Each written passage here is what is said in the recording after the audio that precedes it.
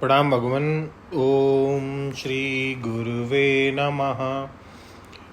ओम चैतन्यं शाश्वतं शांतं व्योमातीतं निरंजनं नादबिन्दुकलातीतं तस्मै श्री गुरुवे नमः।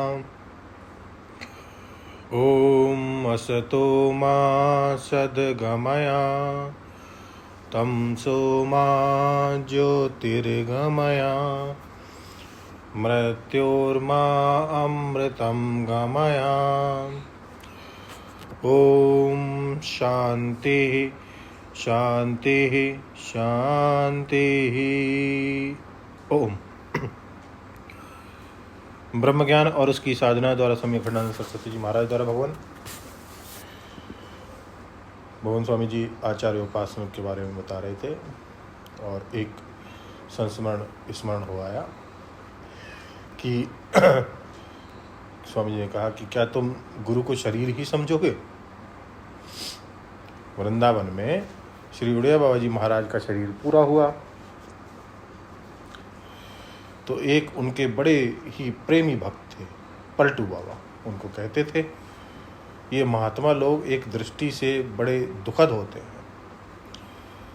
जो लोग अपने जीवन में बहुत से शरीर के प्रेमी बना लेते हैं, उनका शरीर जब छूटता है तो लोग कीड़े की तरह बिलबिलाते हैं। किसी को अपना प्रेमी नहीं बनाना चाहिए। ईश्वर के प्रेमी बने, ब्रह्म के प्रेमी बने, अपने स्वरूप के प्रेमी बने।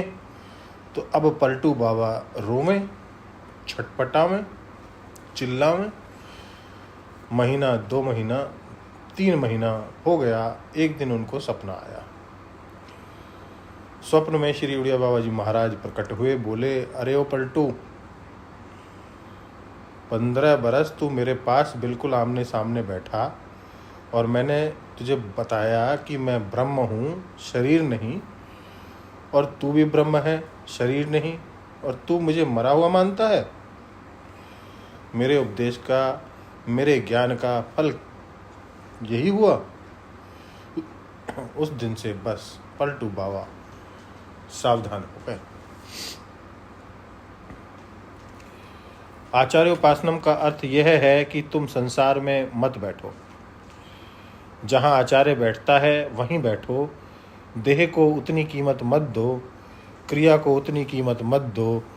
अगर जिज्ञासु हो तो, और अगर संसारी हो भाई, तो तुम्हारा धन बड़ा कीमती है, तुम्हारा घर कीमती है, तुम्हारा परिवार कीमती है, तुम्हारा शरीर कीमती है। यदि परमार्थ के मार्ग में चलना चाहते हो तो धन को, परिवार को, घर को, शरीर को, कर्म को और वासना को, कर्तापने को, भोक्तापने को, संसारीपने को, परिच्छिन्नपने को, इनको महत्व मत दो।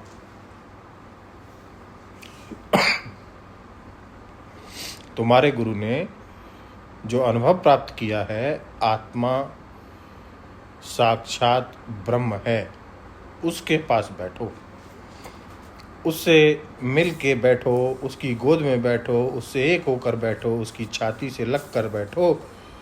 यदि तुम अपने गुरु को संसार में बिठाते हो तो तुम संसार से पार कैसे जाओगे। गुरु में यदि मनुष्य बुद्धि है तो वह ऐसी ही है कि कोई मूर्ति की पूजा तो करे और उसको पत्थर समझे, साक्षात भगवान न समझे। ऐसे व्यक्ति को भला क्या मिलेगा। अरे वह पत्थर नहीं है, भगवान है, तब उसको भगवान मिलेगा। मूर्ति कल्याण नहीं करती। मूर्ति में जो भगवत भाव है वह कल्याण करता है। अरे महात्मा को शरीर मत समझो, गुरु को शरीर मत समझो। गुरु को साक्षात ब्रह्म रूप में देखो।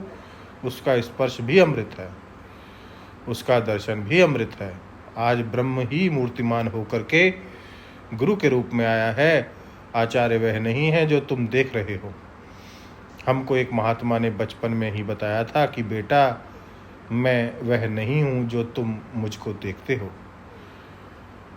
पूछा, तब महाराज आप कौन हैं। बोले, जो अपने बारे में मैं तुमको बताता हूँ सो मैं हूँ, तुम मुझे शरीर देखते हो, तुम जो देखते हो सो मैं नहीं हूँ।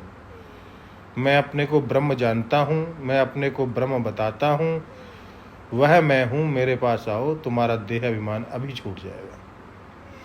देखो ना, निष्ठा की बात यह हुई, यह ब्रह्म ज्ञान का साधन हुआ कि नहीं। बैठो तो गुरु के पास बैठो, जहाँ उसकी स्थिति है वहाँ बैठो। अगर आप अपने गुरु की स्थिति के पास नहीं बैठ सकोगे तो उपासना कहाँ से होगी। तुम तो उसका पांव पकड़े बैठे हो और वह ब्रह्म में बैठा है। जरा सोचो तो तुम्हारे गुरु जी किस ब्रह्म में बैठते हैं, जिससे उन्हें न तो पाप का पश्चाताप होता है और न पुण्य की वासना होती है। नैनम कृता अकृते तपतः है। उनका वह ज्ञान कौन सा है जिसको प्राप्त करके आगे पीछे के पापों का अविनाश हो जाता है और वर्तमान का कोई कर्म और उसका फल उनमें सुख दुख का बंधन अभिमान उत्पन्न नहीं करता। तद अधिगमे उत्तर पूर्वाध्यो अश्लेष विनाशौ तद व्यापदेशात।